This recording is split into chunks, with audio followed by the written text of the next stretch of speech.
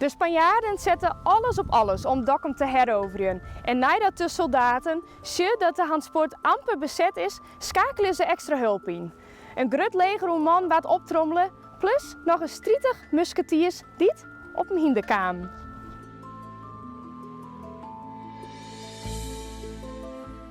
Ik hoop dat ze beter hier rijden kunnen als ik in, want ze hebben nogal een belangrijke taak.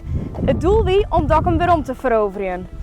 En ze hebben de opdracht kregen om gebieden waar dan ook die in opstand kwamen tegen de katholieke Spanjaarden aan te schrikken. En ja, daar hebben ze nogal wat voor oor.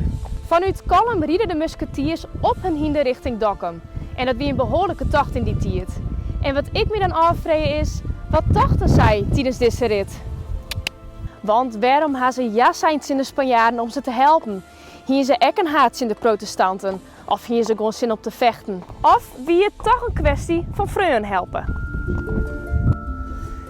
Misschien is de belangrijkste vraag wel, kan het broeken van geweld goedkeurd worden? En zo ja, om welke redenen dan? Het is een vraag waar we helaas jutterdij ook nog mee te krijgen hebben.